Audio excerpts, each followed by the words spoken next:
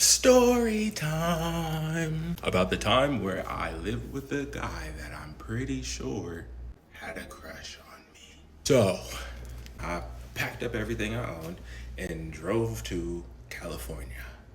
Shortly after getting here, I ended up needing a place to stay, right? There was a girl that I knew from my past job. We both had worked at a church, and she told me she had a friend who needed a roommate. So I go meet the guy, cool enough. Oh, we just talk for like 20, 30 minutes. He shows me the room. We just start talking about, he's from Washington. I just moved from Washington. He's an actor. I'm an actor. And, just trying to make sure that there's enough of a vibe for us to be like, cool, living in the house together. At least that's all that was happening for me. I'm just like, all right, bet. It showed me the room, showed me the apartment. It looked cool. Is this nigga a weirdo? Let's just chop it up for a minute, right?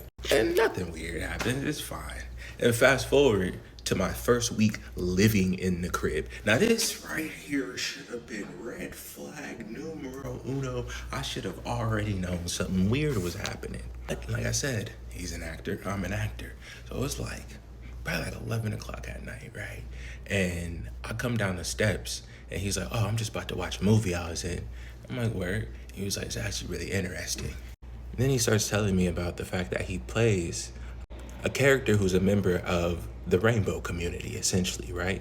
And he's completely comfortable in it. The character is completely comfortable in himself and who he's attracted to and his sexuality, right? And then he plays a long part a guy who's the complete opposite. He's still questioning himself and he's not completely sure in it. And it's about the two of them exploring that dichotomy in relationship. No, I'm just listening like, true. And he's just explaining it to me and the idea and the concept and the idea that like he wanted to do the role because it was a good role. The movie actually helped his career significantly. So as an actor, I understand, right? But then he started getting into like the detail aspect of like having to kiss the guy and like it being awkward and then laying in the bed with him. And I'm just like, I don't need details for what it was like reenacting these characters. But I'm just listening and I'm just like, true. And then I go to the kitchen, get what I came down there for, and I take my ass back upstairs. And so I come back downstairs like 45 minutes later, he's still watching the movie, and he's like, yo, come watch this scene and tell me what you think. And it's a scene where it's like they're in bed and it's not them, you feel me? They don't go all out. I mean, they might have in the movie, I don't fucking know. All I know is it was a weird interaction of two grown-ass men in the bed together. And I just say weird ass because it's not what I want to watch right now. You feel me? And so I get done with the scene and I'm just like, I can't imagine ever doing that. You feel me? Even as an actor, I can't imagine putting myself in that position or how I would handle it because everything in my nature would be telling me not to do that. You feel me? Even as an actor, I would have to wrap my mind around it and practice a whole hell of a lot to let it be comfortable. I'm telling him like, yo, bro, even if I did sign up for the role in the position and we're on camera, we're probably gonna have to do the same take 4 times just because I'm not gonna be able to hold character and be straight staring another man in his face and then kiss him like with a beard and shit. No, bro, my mind is going to take me a while. Even as a professionally trained actor, I cannot just easily wrap my mind around doing that. Once I said everything I just said in like 3 different manners, I was like, all right, bet, I'm about to go back to my room. Still didn't think anything of it. I'm just like, he's trying to figure out how he felt about doing the role. And you feel me? Stuff like that. I didn't read into it nothing at all about being anything about figuring out shit about me, right? So fast forward probably like 3-4 months. Like I said, he's an actor, I'm an actor, he has actor friends. One day, the homie is at the crib, and we just helping him do a self-tape. We finish up with the audition tape, right? And dude, roommate, just be like, what do you guys think about, like, kissing a guy? And we like, her? And he's like, I mean, just think about it this way. So, you guys are straight, right? Yeah. You like kissing girls, right? Yeah. How do you know? Dumb question. Let's keep going. All right, well, if you've never kissed a guy, how do you know you won't like it? And I was like, huh? What? No, dog. No. And this became a like back and forth where me and the other homie was like I don't necessarily have to partake in something to understand I don't want it or I don't like it. To me, that's kind of like saying, how do you know dog shit don't taste good if you never ate dog shit? Like, I can look at it, I can smell it, I can just imagine what it would be like, and I don't want that experience. Whether or not I would like to eat dog shit once it's in my mouth, I don't need to experience it because I'd rather not. And so homie was just going back and forth with us, and after me and homie, who were on the same side, both said our piece, we both just stopped talking, especially me. I just looked at him and I was like, dog, are you trying to tell us something? Like, and I'm like, bro, first off, you're talking, this is a conversation between three professional actors, right?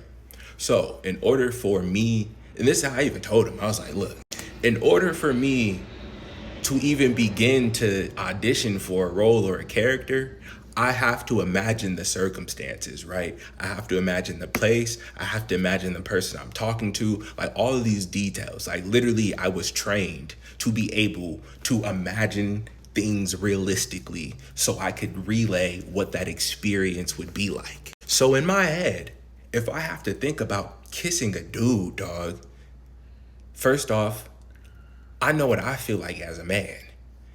I know what's on my face. I know how my hands are. I don't want nothing touching me like me. I was like, look, point blank, period. Once you just tell me it's a man this close to my face, I'm uncomfortable. So for me to think about going any further than just having a nigga close to my face, every instinct in me says no and shut that shit down. So for the fact that you're not thinking like that, that's fine. But don't try and act like we weird because we're not willing to test out whether or not we like kissing dudes. I don't need to know that it's not something that I want to do. Only reason the conversation ended is because I'm not the type of person to keep repeating the same shit over and over, especially when it's a subject that I'm not trying to get further understanding on. Like, can we drop it? So we dropped it. And then this was the cherry on the motherfucking top. Bad use of words. But one day, we going to the gym. We was in the whip, you know what I mean? In whipping. I'm playing music. And then you just look over like, you know, when you first moved in, I thought you were gay. And I'm just like, what? He was like, yeah, man. Honestly, I wasn't sure. And I was like, why didn't you just ask? And he's like, I don't know. And then I'm just like, all right, well, what? And so I'm pretty sure this is exactly the same shirt I was wearing and the same chain I was wearing. And I was probably wearing it similar to this, right? And I did have on some earrings that had some swing time to them. And so he's like, I mean, just kind of how you were dressed. I was like, in a button down? What? He was like, and then the dangly earrings. And I was like, okay. And he was like, you're just friendly too. Like, you ended up staying for like an hour and just sitting there talking. We supposed to be living together. We got to spend more than an hour around each other. Why was that weird that I wasn't in a rush to just say, what's up, dog, and leave if I'm supposed to be living here? And the dangly earring, cool, I'm not going to take that too much to heart because my mom said, nigga, what is that? And my uncle said, did your boyfriend buy you those? And I'm like, look, bruh, hoes like it.